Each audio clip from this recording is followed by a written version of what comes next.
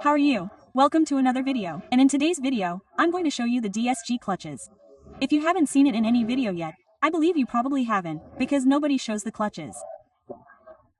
I've got the clutches here on the table, and I'm going to show you the SG clutches and tell you everything. From changing the clutches to buying them, where to buy them and everything else. When you'll find out when it's time to change them or not. What are the causes that happen, or the phenomena that occur, when you have to change the clutches, right? So, you'll find out all of this after the video intro. Okay, let's get to the video, guys. Well, guys, the DSG clutch kit, as you already know, is made up of 2 clutches. So, I'm here at the table with the 2 clutches to show you the DSG kit, and I'm going to tell you the nomenclature and which gears each clutch is responsible for, right? Many people already know, but some people don't. So, we have here a 6-speed DSG clutch kit, both for passing, JETTA, Beetle. All those equipped with 6-speed DSG use these clutches. So, guys, let's go. We're going to have 2 different types here, right? The larger one that you see here in my hand, this one here, is called K1, that is, odd gears. So it's responsible for reverse, first, third, and fifth gears. This one here, which is the smaller one, is called K2, which is responsible for second, fourth, and sixth, only even gears, okay? So speaking to you again, we have here kit number K1, which is responsible for reverse, first, third, and fifth gears, and kit K2, which is responsible for second, fourth, and sixth gears, okay?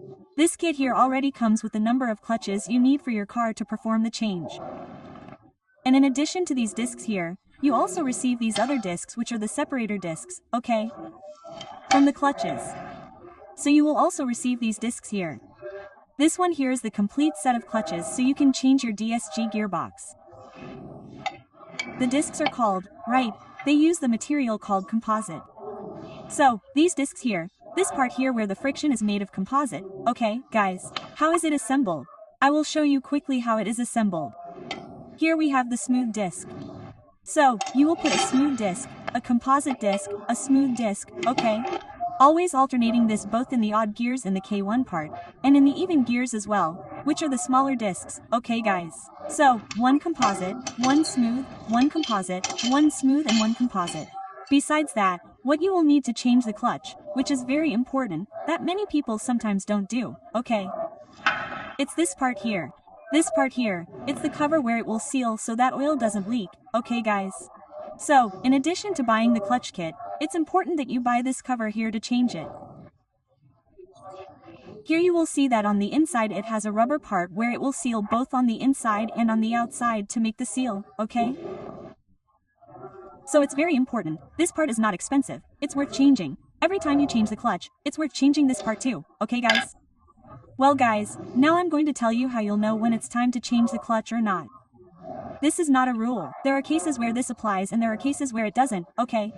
Normally, when it's getting close to the clutch change, what happens is that the composite disc wears out. So this disc here will wear out, and because of the wear, it will start to not engage reverse or first gear, right? It may happen in other gears too, but it's usually reverse and first. Clutch wear doesn't always mean that it can't engage first gear or reverse. This could be due to other problems, but it's usually due to disc wear. So you know that if it starts to not engage reverse or first gear, your clutches are probably wearing out. Another interesting thing to tell you is that there is a way in the VCDS that you can measure clutch wear, and you can know if it's close to changing or not. I would like to remind you that it is also very important when replacing the clutch disc to look for a good professional, a good company, so that you can have the part replaced with a quality part, which is very important, and with a high quality professional, so that they can assemble it in your car and have your clutches lasting for many years and a long time. Now, I'll talk to you a little about the cost. I'm not going to show you the cost in a video because it changes, but I'm going to use it as a comparison for you, saying the following. The replacement is not expensive if you compare it to the time it takes, okay? So, it usually lasts a long time. There are cases where cars last up to 30,000 kilometers. There are cars that last up to 100,000 kilometers. This varies from car to car, from owner to owner, and case to case. One of the things that causes premature wear of the clutches is the following. Premature wear is largely due to loud control, where you start in first gear and burn out the clutch. So it's not a good idea to do a lot of LeConte if you want to preserve your clutch. And it's also important that when you're going up those hills, you don't keep your car on the accelerator, because it will burn out the clutch a lot. Then you'll have premature wear on your car's clutches. So it's important that you really step on the brake when going uphill and don't wear out the DSG clutches. The price comparison is as follows, since I'm not going to give you the price in the video, but you'll find the place to look for it in the description, which is VWDIY, the company here that's helping us produce these videos. And VWDIY sells both the clutch kit, the oil change kit, the filter, they sell everything. And to give you an idea of the difference in price, I usually say that changing the clutches is not as expensive as people usually think. These clutches here, we can say that they are similar to changing tires, considering that your car's tire will last, I don't know, 2-3 years. Sometimes you won't drive 60, 70, 80,000 kilometers in 2-3 years. So, sometimes you will be able to drive a lot with the clutch and the cost will not be high, because the cost will be comparable to changing a tire. Remember that on the market this kit here is also the replacement kit, that is, the kit for you to change your clutches. There are kits on the market that come complete. This kit here is not incomplete, okay? The only difference is that this kit here already comes with the cover and the clutches. The complete kit that people sell on the market is super expensive, which is not always recommended to change, nor is it mandatory for you to change it for the complete kit. It comes fully assembled, you just have to remove one and install the other. But it costs a lot more and you don't have to change it every time you change your car's clutches. So this kit here is a comparative kit with a tire change, of course, quality tires, let's say, but it is compared to the price of a tire change, it will last a long time too. Another thing that is important to tell you is the following.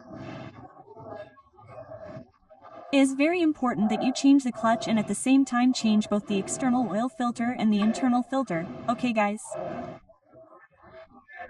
It has an external filter and it also has an internal oil filter, so it is good that you change both filters. Many people only change the external filter and almost no one changes the internal one. So it is important that you always change the internal and external oil filters and also choose a good quality oil, preferably Pentosan, which is the original factory one, or that you try to buy Motulu, which is also high quality and is also a reference for changing, okay? Another very important thing after replacing the clutches is that the professional must always have an appropriate scanner to recalibrate the gearbox. Why is it important to recalibrate the gearbox and clutches? Because as you use the clutches, they wear out due to friction between one part and another. And as they wear out, this space decreases. When you have a worn clutch, it has a certain amount of clearance. When you install a new clutch, it has almost no clearance. So it is important that you recalibrate it, or, in the case of the place where you are going to replace it, that they recalibrate the gearbox so that it is tight and perfect after recalibration. Well, guys, if you want to know a little more and want to know the price and also other parts that are available for gearboxes, whether for Volkswagen, Audi, or any other brand, please go to the VWDIY website, where you will find all the spare parts. And we're going to have a lot of cool videos here, both about DSG6 and DSG7 gears. We're going to show you the mechatronics, explain the most common defects in the DSG7 mechatronics, and what spare parts you can replace in the mechatronics, because a lot of people only talk about mechatronics, but no one mentions that there are spare parts on the market. So you don't need to replace the entire mechatronics, depending on the defect. Sometimes you can replace just the solenoid, sometimes just some other part, without having to spend that exorbitant amount of money to replace everything in your mechatronics. Replace it entirely, okay? But that's a topic for another video, so that you can learn everything step by step. In fact, the owner Davi Matik will come here and he'll explain it to you. We'll disassemble it and show you everything properly. Okay, guys, that's it. Big hug to everyone. If you like the video, like and share it. Like it with your friends. Share it with your friends who are interested in learning about DSG6 gearboxes and also about changing clutches.